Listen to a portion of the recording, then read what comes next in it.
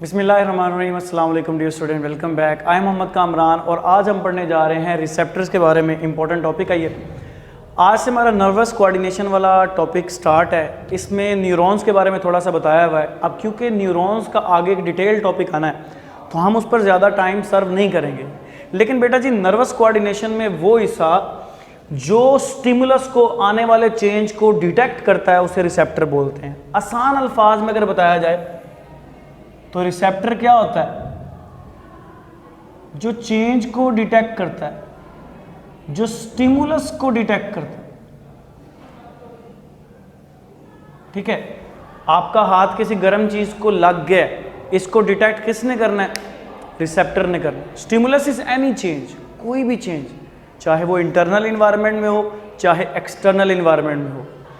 ठीक है, मतलब एक जगह खामोशी है, एकदम शोर आने लग जाता है, तो ये चेंज है ना, ये भी स्टिमुलस है। अब कोई भी चेंज, ठीक है, जो इन्वायरमेंट में बाहर आए या जानदार के अंदर आए, उसे स्टिमुलस बोलते हैं। अब बेटा जी, जो रिसेप्टर है वो कोई सेल हो सकता है, this might be any cell, कोई ऑर्गन हो सकता है, और हत्ता के किसी नर्व एंडिंग को भी कहा जा सकता है। ठीक है जी। अब डियर स्टूडेंट, रिसेप्टर की हमने क्लासिफिकेशन पढ़नी है। हमने इसको किस बेस पर क्लासिफाई किया है? हमने इसको किया है on the basis of particular type of stimulus that being checked by, detected by the receptor. यानी रिसेप्टर किस स्टिमुलस को डिटेक्ट कर रहा है, उस बुनियाद पर हमने इनको क्लासिफाई किया है। तो सबसे पहले बेटा हमारे पास आते हैं कीमो रिसेप्टर। नाम बता रहा है कि कीमो रिसेप्टर क्या करते हैं? ये डिटेक्ट करते हैं किसको? केमिकल्स को। ठीक है जी। मसलन अगर हमारी बॉडी के अंदर गैसेस की कंसंट्रेशन कम या ज्यादा हो जाए, ये बताएंगे। किसी चीज की स्मेल या टेस्ट के बारे में कीमो रिसेप्टर बताएंगे। हत्ता कि हमारी बॉडी में कुछ मॉलिक्यूल जैसे कि फैटी एसिड है, ये ज्यादा हो जाए, इसके बारे में कौन बताएंगे? Chemo receptor. अमाइनो एसिड्स के बारे में कौन बताएंगे आपको? अगर बॉडी में कम या ज्यादा हो जाते हैं, आपको कीमो रिसेप्टर बताएंगे। ये रिसेप्टर कहाँ मौजूद हैं? हमारे ब्रेन के पार्ट में, जिसका नाम है हाइपोथैलेमस। अब डियर स्टूडेंट, दूसरी तरह के रिसेप्टर हमारे पास आते हैं मैकेनो रिसेप्टर। ये क्या करते हैं? आपकी बॉडी में फोर्स, नंबर 1, नंबर 2 मोशन को डिटेक्ट करते हैं। दो चीजों को डिटेक्ट करते हैं। ठीक है। साउंड, मैकेनिकल वेव है। मैकेनिकल वेव ऐसी वेव होती हैं जिनको एक जगह से दूसरी जगह हरकत करने के लिए किसी मीडियम की जरूरत होती है। जैसे मैं बोल रहा हूं तो इस वक्त हवा मीडियम है, अगर ये हवा खत्म हो जाए तो आपको मेरी आवाज नहीं आने वाली, सिर्फ आपको होंठ हिलते हुए नजर आएंगे। तो ये मैकेनो रिसेप्टर्स का काम है। ठीक है जी। अब डियर स्टूडेंट, ये डिटेक्ट करते हैं मैकेनिकल स्टिमुलस को। यानी सिंपली ये किस किस को डिटेक्ट करते हैं बेटा जी? ये आपकी बॉडी का इक्विलिब्रियम, उसके अलावा ये क्या करते हैं हमारे पास? टच, साउंड, टच, ठीक है जी, और प्रेशर। इन चार स्टिमुलस को ये डिटेक्ट करते हैं। यानी हमने इसको याद कर सकते हैं, elementary school teacher from Pakistan, elementary school teacher from Pakistan, ESTP, यानी equilibrium, sound, temperature, touch and pressure. अब बेटा जी, ये जो कीमो मैकेनो रिसेप्टर हैं, ये कैसे हो सकते हैं?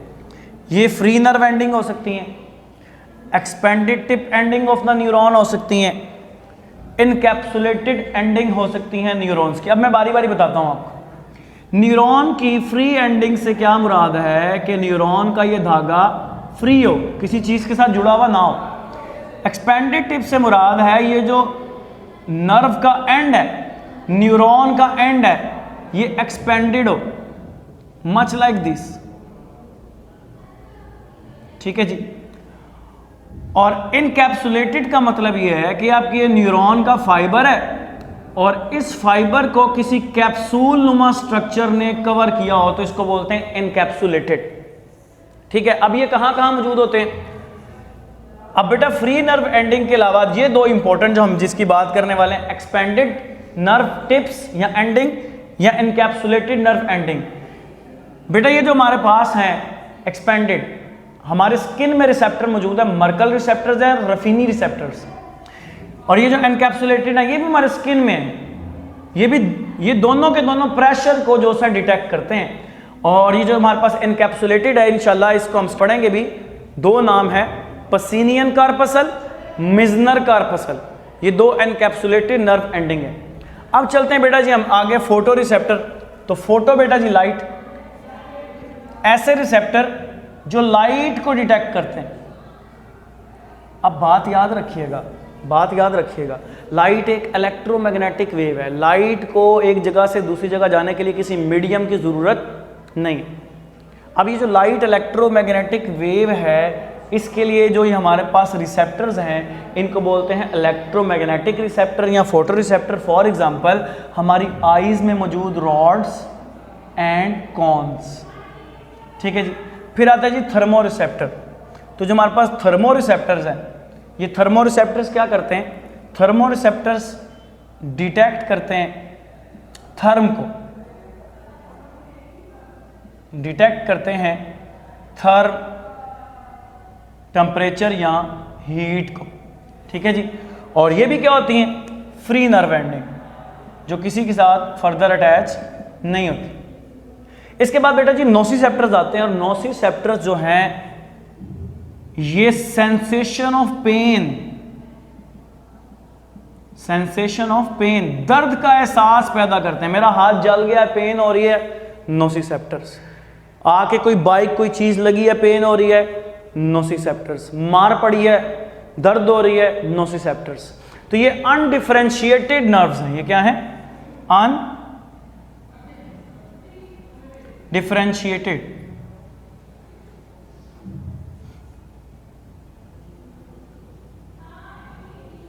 नर्व एंडिंग, यानी ये डिफरेंट रिसेप्टर से पेन को इकट्ठा करती हैं।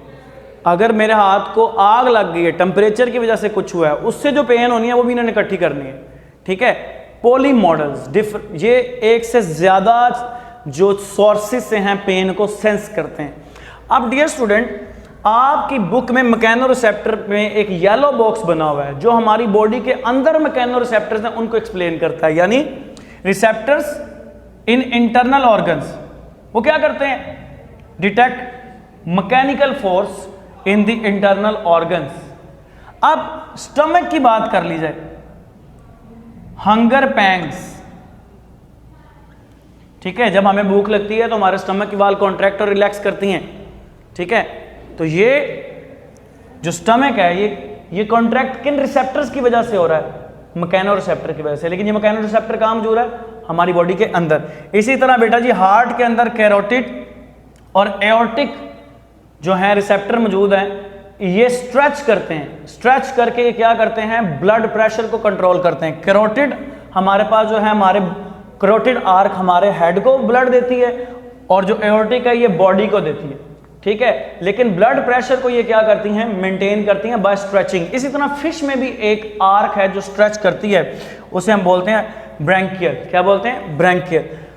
अब डियर स्टूडेंट, यहां तक तो हमारे रिसेप्टर हमने क्या पढ़ लिए हैं? खत्म कर लिए हैं।